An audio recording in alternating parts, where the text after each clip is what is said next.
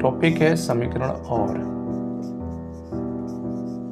सौरभ समीकरण।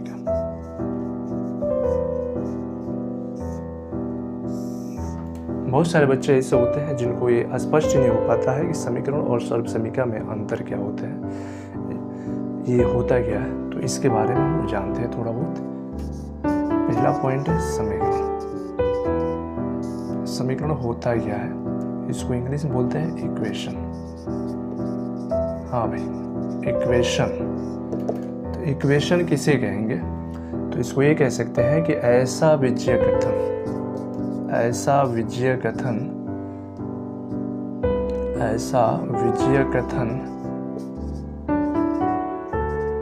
जिसमें प्रयुक्त चर, ऐसा बीजीय कथन जिसमें प्रयुक्त चर जो होते हैं, ऐसा बीजीय कथन जिसमें प्रयुक्त चर किसी निश्चित मान के लिए संतुष्ट होते हैं, निश्चित मान के लिए संतुष्ट होते हैं। निश्चित मान, ध्यान रहे, ऐसा बीजीय कथन जिसमें प्रयुक्त चर किसी निश्चित मान के लिए संतुष्ट होते हैं,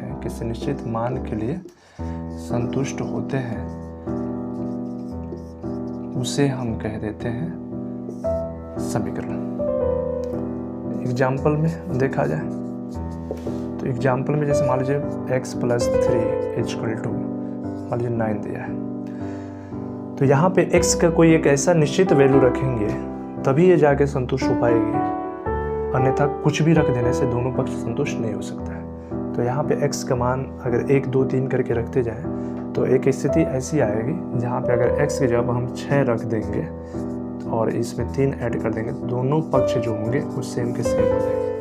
यानी कि यहाँ जो x की वैल्यू हमने फाइंड आउट किया वो हमें मिली 6, यानी 6। यानी कि x के लिए एक निश्चित मान आया हमें 6, और 6 के अलावा हम कुछ भी नहीं रख सकते हैं इन दोनों पक्षों को संतुष्ट करने के लिए। तो इसलिए कहा गया कि ऐसा बीजीय कथन जिसमें प्रयुक्त चर किसी निश्चित मान के लिए संतुष्ट होते हैं उसे हम कहते हैं समीकरण।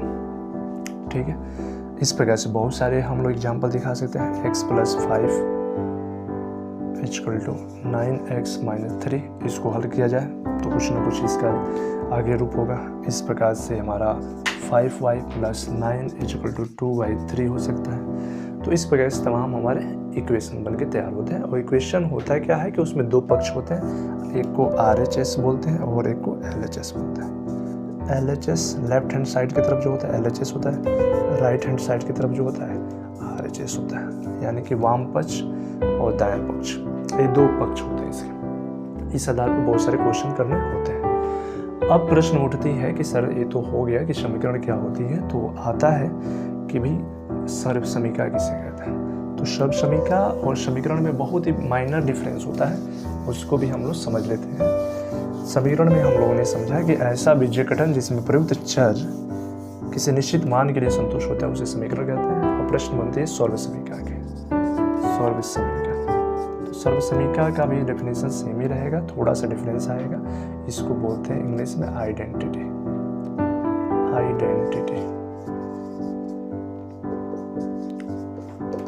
सौरभ समीकरण होता है तो आइडेंटिटीज हो जाती है, जो एक फार्मूले पर आधारित होता है। तो इसमें भी यही कहेंगे कि ऐसा बीजीय कथन जिसमें प्रयुक्त चर, इसमें जो भी प्रयुक्त चर होते हैं, प्रयुक्त चर सभी मानों के लिए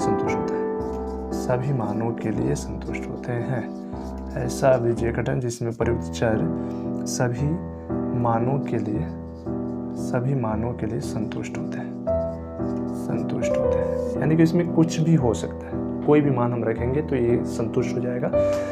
एग्जाम्पल में हमारे जो एक सबसे महत्वपूर्ण सर्व समीकरण में जो कि हम लोग बराबर किसी से भी पूछ सकते हैं, जैसे a + b का whole square = a² + b² + 2ab होता है। इस प्रकार से बहुत सारे सर्व समीकरण होती हैं। इसमें अगर a का मान 1 रखें, b का मान अगर 2 रखते हैं और दोनों को रखने के बाद से दोनों पक्षों को लेकर चला जाए तो क्या ये संतुष्ट करेगा? तो हाँ, संतुष्ट करेगा। जैसे इसमें a + b का होल स्क्वायर बराबर a² + b² + 2ab है। तो a का मान हमने 1 माना, b का मान 2 माना। तो इसको ले लिया, इसका होल स्क्वायर 1 का स्क्वायर प्लस 2 का स्क्वायर प्लस 2 इंटू 1 इंटू 2। जहाँ जहाँ ए था वहाँ वहाँ 1 रखें, जहाँ जहाँ बी है वहाँ वहाँ 2 रखें। फिर से इसको हल करेंगे तो इसमें होगा क्या कि 2 और 1 को ऐड करेंगे तो 3, यानी कि 3 का स्क्वायर इक्वल टू 1 का स्क्वायर 1 होता है, 2 का 4 होता है, 2 दूनी 4 एकम 4। अब इसको ऐड करें, आगे हल करेंगे, 3 का स्क्वायर करेंगे 9 और 4 4 8 1 9, यानी 9 बराबर 9 हो गया, यानी कि LHS बराबर RHS आया। RHS, LHS बराबर RHS। तो इससे क्लियर हो जा रही है कि x a का मान हमारा a आया, a लिया गया, b का मान 2 लिया गया। अब इस आधार पे अगर हम a का मान 3 कर दें, b का मान 5 कर दें और फिर से रखते हैं तो दोनों पक्ष को संतुष्ट कर देगा। तो वही कहा गया है कि ऐसा बीजीय गठन जिसमें प्रयुक्त चर किसी भी मान के लिए संतुष्ट हो जाते हैं उसे हम कहते हैं सर्वसमीका। सर्वसमीकाएं बहुत सारी होती हैं, जिसमें से कुछ सर्वसमीकाएं मुख्यतः है जो हम सबको याद होना चाहिए, सबके लिए ज़रूरी होती है। उसको मैं आपके सामने नोट कर दे रहा हूँ और आप इसे ज़रूर नोट कर लें और इस पर आधारित जितने भी प्रश्न होते हैं उसको आप ज़रूर करें। जो भी डाउट आता है उसको कमेंट बॉक्स में कमेंट जरूर करें। तो देखिए, जैसे पहला सॉल्यूशन a प्लस बी का होल स्क्वायर इक्वल टू होता है a square plus B square plus 2ab। कुछ जगहों पे आपको मिलेगा पहले 2ab हो जाता है तब लास्ट में b स्क्वायर होगा। इसी का दूसरा होता है a माइनस बी का whole square equal to a square plus B square minus हो जाता है यहाँ पे 2ab। इसी को हम लिख सकते हैं a square minus 2ab plus B square.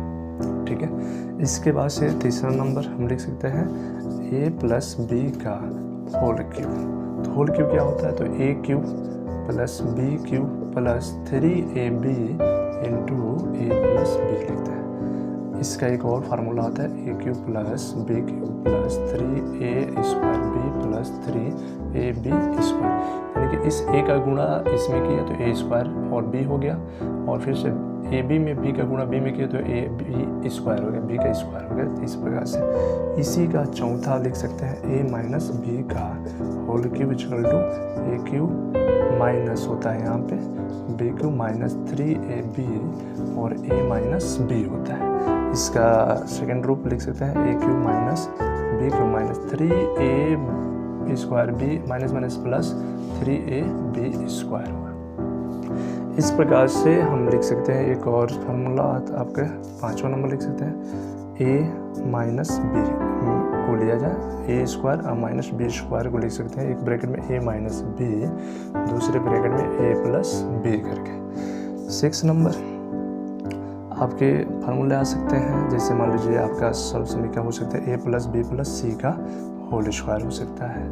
ये भी आपका एक सर्वसमीका है। तो इसमें हमारा क्या होता है a square plus B square plus C square plus 2ab, यानी कि तीनों का पहले a square B square C square कर लेते हैं प्लस में, उसके बाद इसका मल्टीप्लाई इसमें करते हैं, फिर से b का मल्टीप्लाई c में, फिर से a का मल्टीप्लाई c में कर देते हैं।